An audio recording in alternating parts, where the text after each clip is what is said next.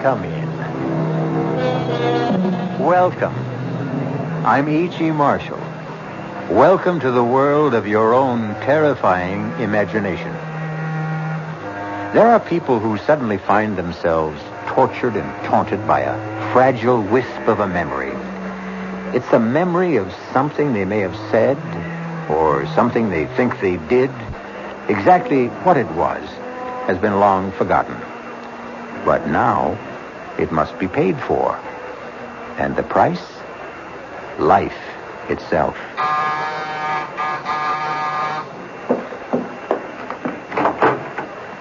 Yes? Are you Mrs. Louise Goodman? That's right. Are you sure? Why, of course I'm sure. It's just that I don't want to make a mistake. I'm Mrs. Louise Goodman. Who are you? And what is it you want? I want to keep my promise. Promise? What promise? I promised I'd kill you. Remember?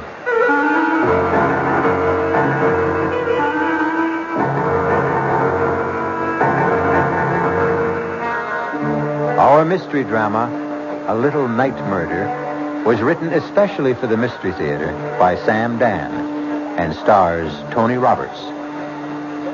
I'll be back shortly with Act One.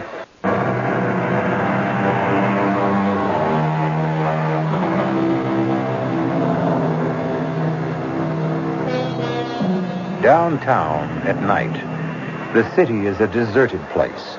The lofty office buildings, those gleaming towers of glass and steel, stand quiet, empty and foreboding, like ancient temples.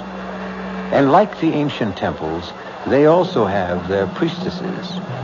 These are the ladies who enter at night with mops and brooms and vacuum cleaners to clear away the debris of the day's worship and purify the offices for tomorrow's rituals. We are concerned now with one of these, a sturdy, middle-aged woman named Mary Margaret Cannon. Steady, hard-working, no nonsense. But on this Friday evening, something seems amiss. Mary Margaret is pale. She's nervous. And every now and then she stops working and just listens. Someone there?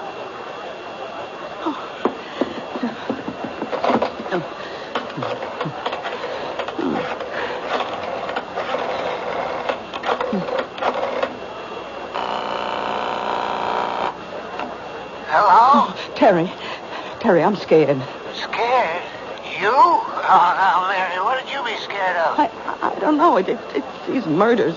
Murders? These women who've been getting killed. Now, I'll come and stay with you if you want. Oh, please. I'm so nervous, so jumpy. I'm so scared. Yeah, but why? I just don't know. Terry. Yes? I hear someone coming. Are you sure? I hear someone. Terry. I'll hang up and call the police. Oh, no, don't. It's just the guard. Yeah, you see? Now, is everything okay? Oh, yeah. Look, you just forget I called and get your rest. Oh, good evening, Tom. Oh, you're not Tom. No. I'm the new man, Mrs. Cannon. Oh, well, what happened to Tom? He called in earlier today. He said he was sick. They sent me down to relieve him. How'd you know my name?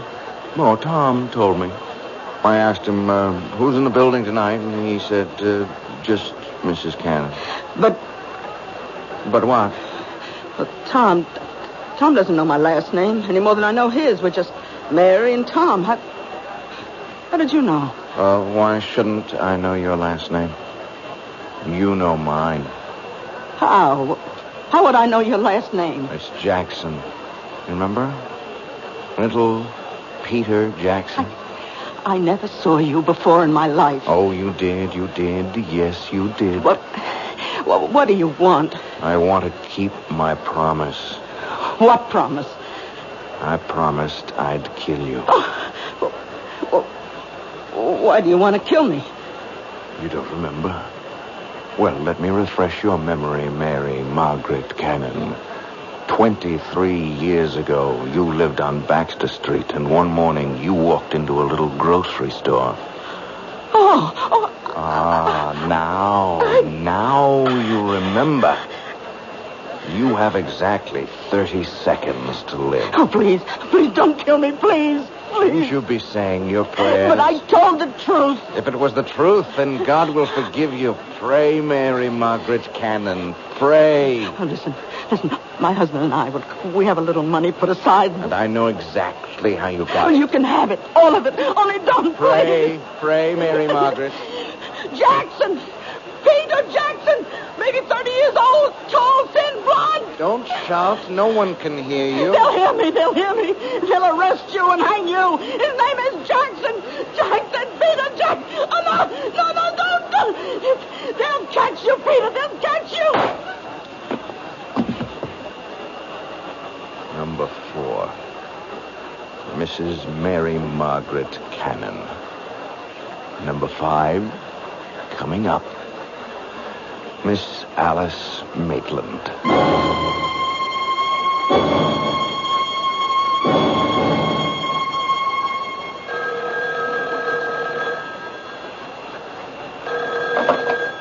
Captain Blake. Yes, Commissioner. Commissioner, I understand you... Listen, if you think somebody else can run it better, then get somebody else. I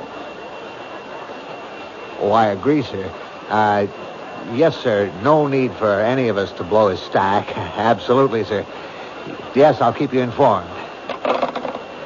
Wow, you got a pretty good one here. Is this your first mad killer assignment, Lou? Yeah, I guess so, Captain. Mad killers, mad bombers, mad stranglers, you name it. You get one every 10, 15 years. You can count on it. You get a rash of absolutely senseless killings. No motive, no rhyme, no reason. Should we talk to her husband again? What for? All he's going to tell us is what a great lady she was and how neither of them ever had any enemies. Captain Blake, just suppose it isn't a mad killer. 4 murders in 11 days. Number 1, Mrs. Martha Denson is shot while parking her car late at night. Number 2, Mrs. Janet Drew shot in her backyard. Number 3, Mrs. Louise Goodman shot in her apartment. Number 4, this cleaning lady shot while at work. Well, could there be a connection? Did they have something in common? There's no pattern. None of them knew each other as far as we can make out, or even had anything in common. Yeah, that we know of. It's the toughest situation in our business. A mad killer. Okay, he's a mad killer. Every killer is mad. But does this one have a method to his madness? Yeah. He uses a .38 caliber revolver and shoots women. The last one, Mrs. Cannon, that's the problem. What kind of problem? Well, he's a mad killer, you say, so he wanders around, and if he gets a chance, he'll kill. He sees a woman alone in a parking lot. 1230 WCOL. He shoots her. He sees Mrs. Drew in her backyard. He shoots her. He sees Mrs. Goodman alone in her apartment. He shoots her. Okay, how do you account for Mrs. Cannon? You're dealing with a madman, Lou. You can't account for anything he does. All right, 3 women are targets of opportunity. They happened along, or he happened along, and that was it. But he went out of his way to kill Mrs. Cannon. Look, he had to slug the night watchman. He had to take the elevator up 12 stories to find her. It means he wasn't just out to kill any woman. He wanted that woman. Why? That's good thinking, Lou. And if this were almost any other kind of case... Blake. What? Oh, no. Not another one. Okay, all right. Send her in. Did they tell you about nuts while you were getting your college degree? This one coming in sounds like a 14-carat nut to me. Captain Blake? Yes, I'm Captain Blake. This Detective Parker. How do you do? Huh? I'm Miss Maitland, Alice Maitland. I own a bookshop on 3rd Street, and... Well, it's about the murders. Do you know anything about the murders, Miss Maitland? I know who's going to be killed next. You do? Who? Me. Why do you say that? I have a premonition. I see. I know what you gentlemen must be thinking. You're convinced I'm a hysterical woman or a crank. No, but Miss Maitland, do you have any enemies? I don't know of any. Well, we know there's a homicidal maniac loose. It's true he may strike at anyone. That's not why I'm here. I know he's going to strike at me. Well, what reason would anyone have for killing you? What reason was there for killing those other women? You say your shop is on 3rd Street. I'll see that the officer on the beat keeps an eye on the place. Yes. I just thought I should tell you. That's all anyone can do, I suppose. Goodbye. Goodbye, Miss Maitland. Now, Lou, you have just conversed with an authentic member of the Nut Club. I don't know about that, Captain. She's a charter member. She belongs to the I'm the Next Victim chapter. I still say she's not a nut. Maybe not. Maybe she's just some poor little dame half scared out of her wits. Oh, she was calm. She was very calm. As a matter of fact, it's as if she knows what she's talking about.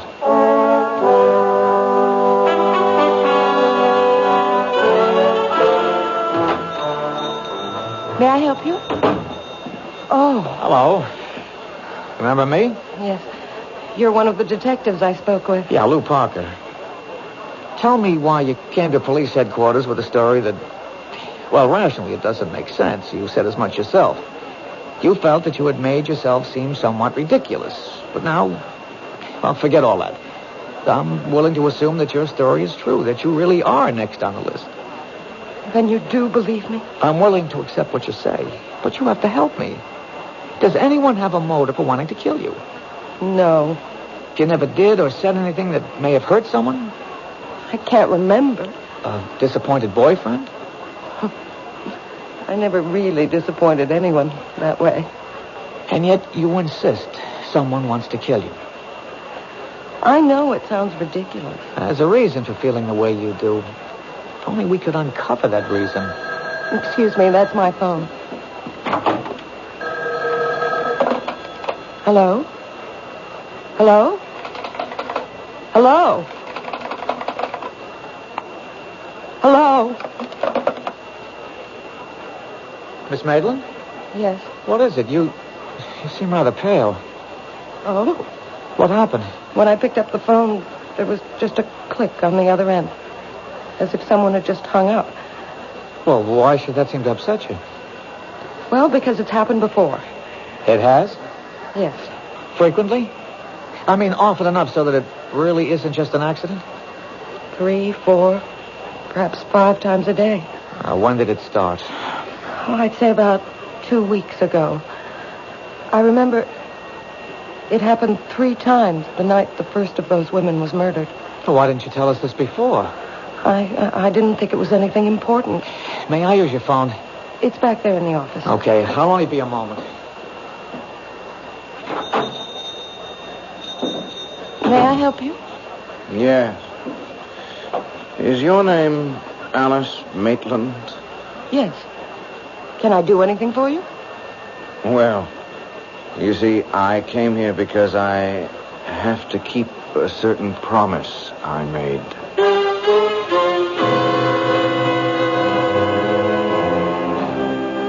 Say what you will about this young man. He has at least one redeeming feature. His word seems to be as good as his bond. But will he be able to keep this particular promise? This problem will be our primary concern when we return shortly with Act 2.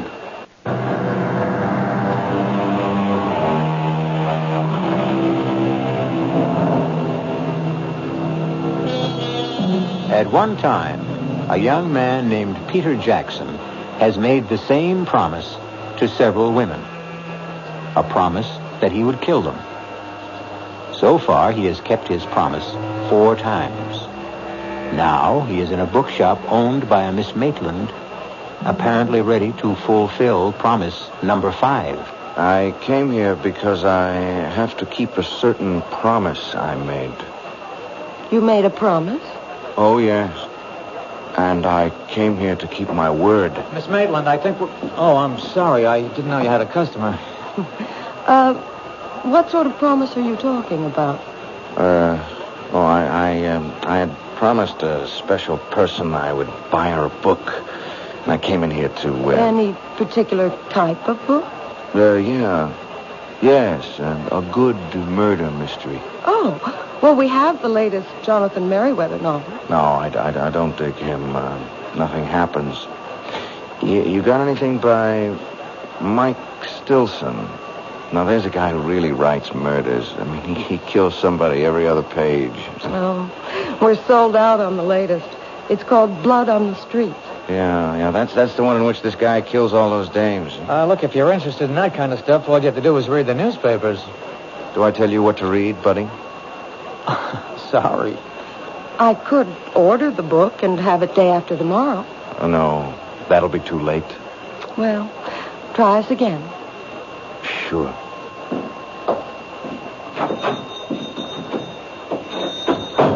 Well, there's a guy with gruesome tastes. Well, takes all kinds. Hey, you know, he's a great Mike Stilson fan, and he thinks nobody knows it. Who? My boss, Captain Blake. You're kidding. Hey, this is the very first time I've ever seen you smile. Oh, I smile a lot. It's just recently. I told Captain Blake about the calls. And? Well, you never know. He just grunted and said, I'll stay with it. But what time do you close? Just about now. I'll take you home. I live in this building, 2 flights up. Well, how about some dinner? Oh, you don't have to. You asked for police protection. Is that the reason? Line of duty? Well, yes and no. I'd like to. Except that, well, it's the end of the month and I'm swamped with paperwork. Well, this neighborhood seems safe enough. It's busy. And that diner across the street stays open all night. Look, keep this card handy at all times. It's got a special phone number. Now use it. Anytime you're disturbed by anything at all, no matter how slight or trivial, don't feel embarrassed. Just get on the phone.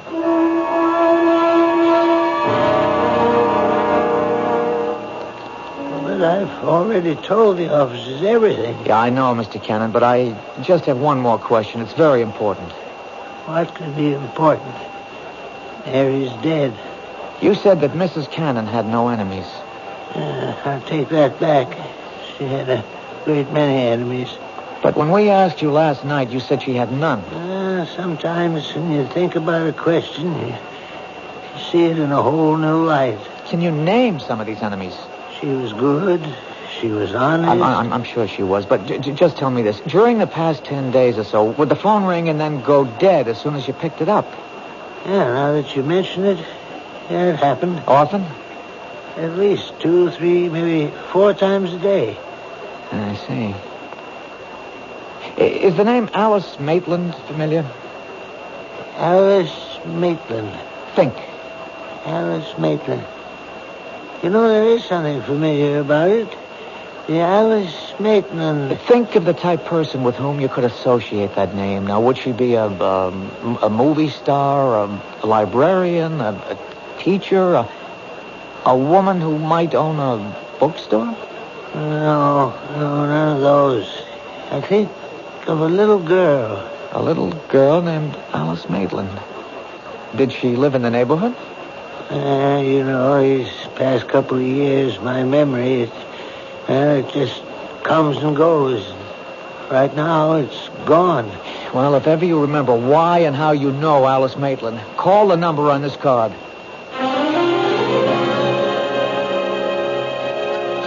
I'll have another cup of coffee, please. Are you waiting for somebody, mister? Well, not exactly. Why do you ask? Oh, well, now you've been sitting around for hours drinking the stuff. The coffee in this joint that good? Look, don't be frightened. Oh, who's frightened? Well, you are, so, just look at this. Oh, you're a cop. Uh-huh. Yeah, I was beginning to think that you could be that mad killer. Well, it could be just about anybody. I hope I didn't scare you too badly. Well, the truth is, I wasn't that much scared for myself. No? But you've just been staring at that building across the street. I got the idea you were watching for something. Are you? Well, maybe. Could I have change for the telephone, please? Thank you.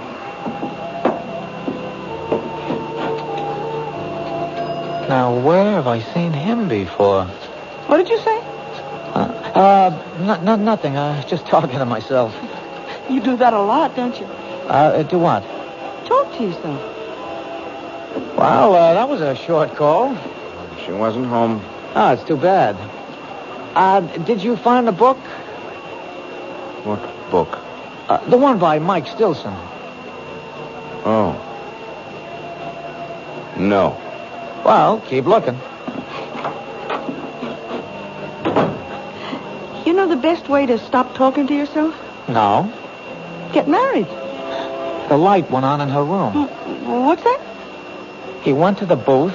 He only had time to dial, and the light went on in Alice's Well, apartment. who's Alice? It could be a coincidence. Wait a minute.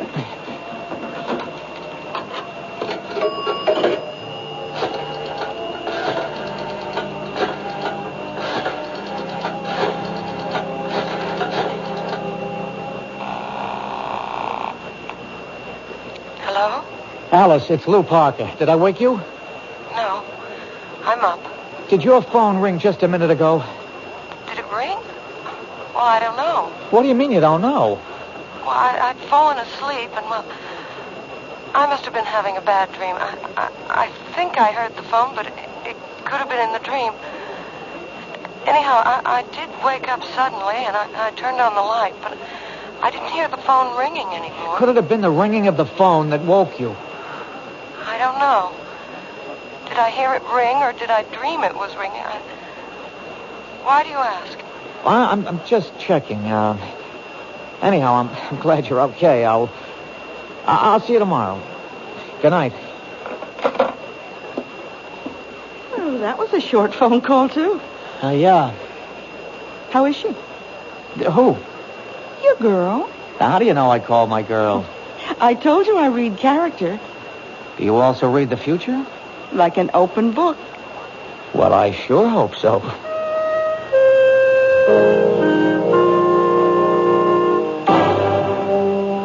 Captain, we got ourselves the killer. Oh, how can you be sure of your guy? I saw him in the bookshop. Does that make him a suspect? Maybe he likes to read. Then again in the diner. He may have been hungry. He didn't eat. He just went into the phone booth. He didn't even make a call. He was in there just long enough to let the number ring, and then he was out. So? So the light went on in Alice's, Miss Maitland's apartment. You mean he called her and hung up? Well, Well, what? she isn't sure. How can she not be sure? The phone rang or it didn't? It isn't that simple. You see, she was asleep and she can't be sure. If it was the ringing of the phone that woke her up, or if the ringing of the phone was part of her dream. Good luck. Look, Captain Blake, there's something about this guy. He's young, about 30-ish, thin, blonde, a very hard line to his mouth. Lou, I think you better report in for general duty. This case is getting to you. Well, Captain, please. It's no reflection. It's even to your credit. It shows you care about people. Captain, let me have one more day. All right, Lou. 24 hours.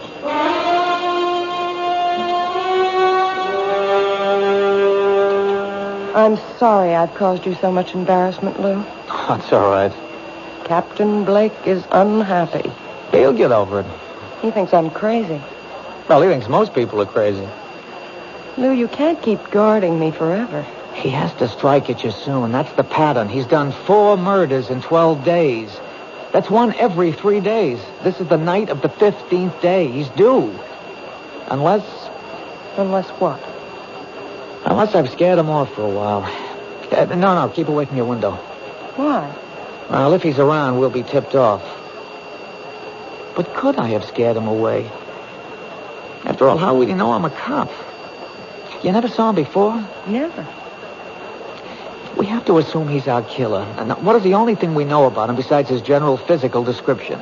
We know he wanted a book by Mike Stilson. Blood on the streets. But he could have made that up on the spur of the moment. People rarely make things up in the spur of the moment. He knows what he's doing. He's out to frighten you. The phone calls are a part of it. That book. There's something in it that would cause you to be frightened. But what? I don't know. I've never read it. Well, he figures you did. After all, you own a bookstore. I have to sell books by Mike Stilson, but no one can force me to read them. Well, the clue is in that book. Wait a minute.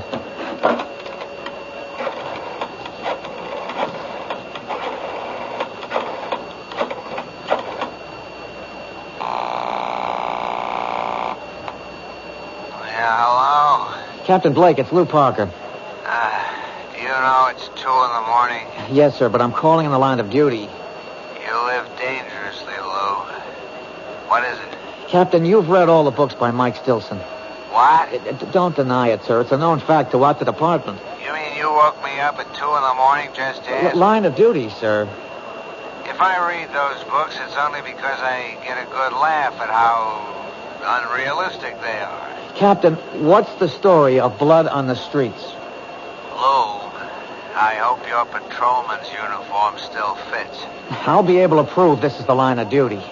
Yeah, Alice, pick up in your extension. Well, in a nutshell, a bunch of spoiled, rotten, rich kids are kind of high. They're joyriding in this sports car, and they run down and kill this harmless old gent. The harmless old gent has a son. The son comes back from Vietnam. He swears he'll have revenge, so he shoots the joyriders one by one. That's it? That's it. And it better be line of duty. Well, Alice? No. I was never involved in anything like that. Does it remind you of something that might be similar? No. But it has to. Think. I hope you don't mind if I answer your phone. Hello?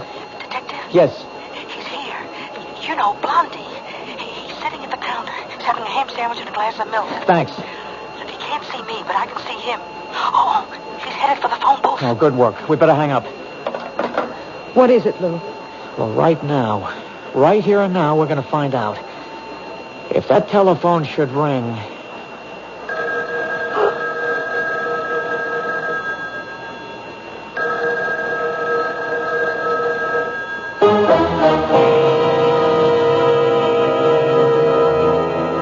Whatever his faults, and we have already witnessed a rather grievous one, at least young Peter Jackson is something of a sportsman. In his own way, he warns his intended victims. He even tries to give them clues. This time, has he given one too many? We'll be back shortly with Act 3.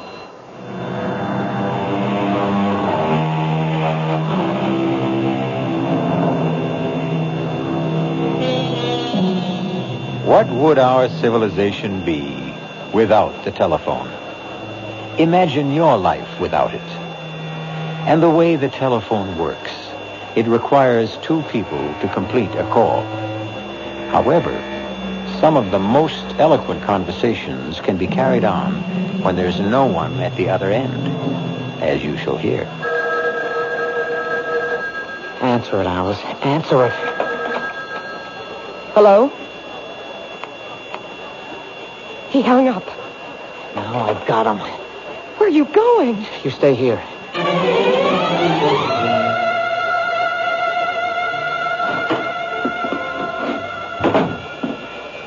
Hi, Detective. Where is he?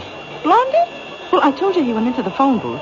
He didn't stay in there more than a couple of seconds, and then he ran out of here. Did you see which way he went? He didn't even pay his check. Which way did he go? Look, you got nothing to worry about. You'll get him. What are you saying? He ran into a cab that's usually parked outside. All right, could you describe I don't have to describe. I know. Look, all I want is... I know the cab driver. He's a school teacher at days, and he moonlights. His name is Vic Wilson. Does he have a radio? They all have radios. How could he make a living? What's the company? Oh, what a great witness I make. Jefferson. You even got the number on a card in the phone booth. Blondie's in for it, huh?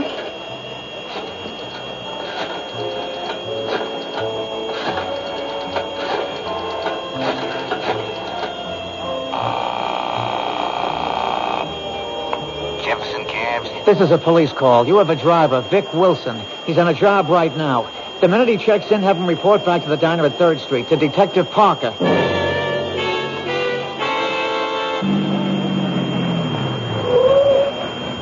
Detective Parker? Yeah, How do I know it's... my badge.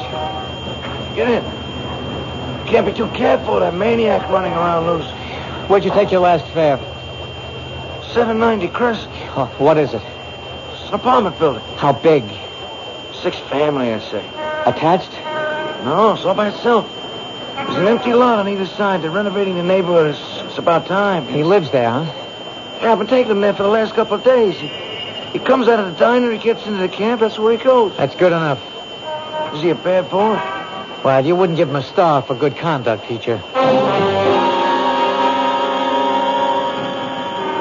Throw on the searchlights, Haggerty, and hand me that bullhorn. We know who you are, and we know you're in there. We'll give you exactly 60 seconds to come out. Walk out the front door with your hands in the air. Keep behind the car, Lou. A nut like this one might want to take some people with him. You've had your minute. Come out, or we'll come in. All right, let's get in there fast. Open up, police. All right, stand to the side of the door, Lou. Cover me.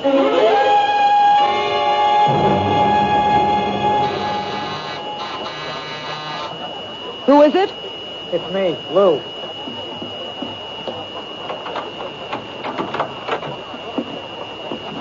Lou. Lou, what happened? Well, You didn't get him. no, we didn't get him. Maybe it was the wrong house. No, the cab driver insists that's where he's been taking him. Then what happened? Oh, he's smart. He has himself dropped off at a false certain address in case he's being tailed, and then he sneaks out. Makes sense. Of course, Captain Blake doesn't believe a word of it. But, Lou... Oh, come on. 6 families live in that house. 6 ordinary, law-abiding families, and we rouse them at 5 in the morning and search the place. How angry is Captain Blake? Well, if he ever gets over it, I may wind up working nights in charge of the property office. Otherwise, I'm pounding a beat down along the docks. It's my fault.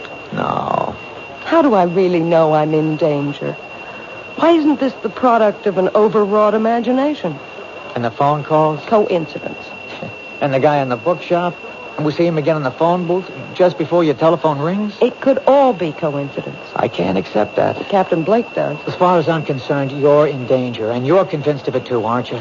But I don't have to be right. We can't take any more chances. Now, I'm going to stay here with you for another hour. By then, the stores will be open and we'll buy you a small .25 caliber revolver. No. I'll arrange for a permit and I'll show you how to use it. But I can't stand the sight of a gun. Alice, if a man is determined to kill you, all the advantages are on his side. We have to reduce the odds. I couldn't own a gun. I couldn't use one even if it meant saving my life. Now, Alice, I don't want to say that sounds silly, but... I don't think I can ever forget. Forget what? Well, I was standing right next to a man once who was killed by a gun. When? Oh, years ago. I was about 6. Who was killed? A very nice man. He was our grocer, Mr. Jackson. It was the day after New Year's, and Mama sent me out to buy... To this day, I remember. A quart of milk, a half pound of butter, and a jar of strawberry jam. And then this man came in. He had a gun. It was a holdup. And suddenly, there was a loud explosion and a terrible flash of light. Oh, it was terrible. Mr. Jackson fell to the floor. He was dead. And the man ran away. Was he ever caught? Oh, yes. Just a few hours later. I had to go to the station house to identify him. Do you realize what you've just told me? This is it. You identified the man. He was sent to jail. Now, years later, he wants his revenge. But that's not what happened. No? Well, you see, I was so frightened. I wasn't sure. I really couldn't identify him. And he went free. So why would he want to kill me now? Then that gets us nowhere either. The others couldn't identify him either. The others? Yes. There were other people, but no one was sure of him. Now, if you had identified him and sent him to prison, it'd make sense to suppose he'd want revenge, but you didn't. Now, whoever and wherever he is today, he's happy. But the fact that you failed to identify him could have made someone else unhappy. What do you mean? Oh, the book, Blood on the Streets. It's about a man who killed people who did his father an injury. Did this grocer have a son? I think so. I think a little boy used to play in the store. But it's so long ago. Who could that be? I'll take it. Hello? Mr. Parker, it's Terry Cannon. Remember me? Yes, Mr. Cannon. They said I could reach you at this number. Anyhow, it came to me. What came to you? Well, I was trying to puzzle out why the name Alice Maitland was so familiar. Well, sir, about 23 years ago, Mary Margaret was in a grocery store, and a man was killed in a holdup. I took her down to the station house to identify the gunman. And could she? Well, no, sir, she really couldn't be sure. Anyhow, another one of the witnesses was a little girl. Her name was Alice Maitland. And I remember her because she was the most terrified little thing I'd ever seen in my life. Thank you. Thank you, Mr. Cannon. I've got you. Finally, I've got you all tied together. Who? You and those women who were killed all come together in a little grocery store some 23 years ago. Finally, now we know who we're looking for. I'd like to see the look on Captain Blake's face when I tell him You won't this. live to see that look, friend. Lou! I know you got a gun in the shoulder holster. Just lay the phone down. Slow. Easy. Now, raise the hand. Slow. Easy. That's fine. Just keep him there. I guess your name is Jackson. Peter Jackson, Jr. You figured it out. So I figured I'd have to come back and get both of you. Hands stay up. Well, it's too late, Peter. We know about you. Yeah, you know about me, but the other cops don't. See, I was in the house across the street when you staged the raid. I thought I'd die laughing. I learned never to get dropped off where I live. That way you don't get surprised. You won't get away with it. Oh, I'll get away with it. She's the last one. I'm sorry about you, but I'll walk out of here. And who'll know it was me? But why her? She was just a kid. She lied. But I didn't know. I really didn't know. Yeah, that's what they all said, but they were lying. They were bought off. All of you were bought off. Come on, Peter, talk sense. My father is murdered, and the law lets a killer go free, and you want me to talk sense? Does it make sense that 5 people who were standing right there couldn't recognize him? But I couldn't be sure. I really couldn't be sure. My father, he never hurt a soul in his life. If a hungry person didn't have a penny in his pocket, he could still walk out of that store with a loaf of bread or a bottle of milk. If your father was that kind of man, what would he think of you, killing innocent people? My father believed in justice. But you knew who the killer was. Why didn't you go after him? Yeah, I did, but I was cheated. I spent years on his trail, and when I finally caught up with him, he was in his grave. Well, my father wasn't going to be cheated out of everything. If I couldn't have the killer, at least I could get the people who helped him. Let me explain something. No, you don't want to explain anything. You want to stall. You want a chance to go for your gun. Well, you won't get it. See, I'll kill you first, and then her. There's such a thing in this world as justice. If the law won't give it to you, then you make your own. And that's why you're doing this? For justice? That's right. That's wrong. You're doing it because you love to kill. That's a lie. Ah, it's the truth. Look at yourself. Look at how you're enjoying this. I'm doing what has to be done. You killed those 4 women and you enjoyed it. You have 30 seconds to live. Say your prayers. How long do you think you have to live?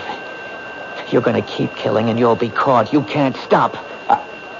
I hate killing. Come on, you love to see people under the gun, how they squirm and sweat. You're eating this up.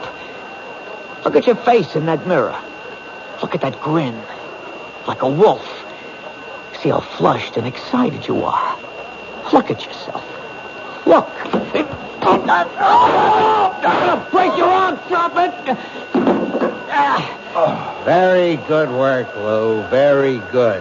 One more second and we would have had to gun him down. This way we can take him home alive. Captain Blake. Somehow, I'm going to get back here. Get back to you, Miss Alice Maitland. I'll keep my promise. Haggerty, Gordon, cuff him. Hustle him back to headquarters. Look, Alice, don't worry about him. You all right, Miss Maitland? Yes, I think so. You shouldn't be. It was a rough experience. Why did you come back, Captain? Well, I guess we both solved it, Lou. You broke it by pure and simple brain work. I waited for a miracle. Oh, did you get it? Yeah, I got it. I got it because of this little machine. Mary Cannon was killed in an office. She managed somehow to throw the switch on a dictating machine. A secretary came into work this morning, and she heard Peter Jackson, and she didn't stop running till she got to my desk. Listen. His name is Jackson. Peter Jackson. They'll catch you, Peter. They'll catch you. Number 4, Mrs. Mary Margaret Cannon. Number 5, coming up, Miss Alice Maitland. You see, Lou? There's your whole story.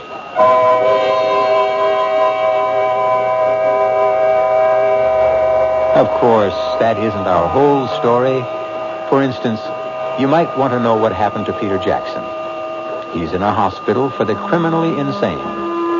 For his sterling leadership in cracking the case, Captain Blake will probably become the next chief of police. Detective Parker will probably become Detective Sergeant Parker. And Miss Alice Maitland will probably become Mrs. Lou Parker. So you see, sometimes we can give you a happy ending. I'll be back shortly.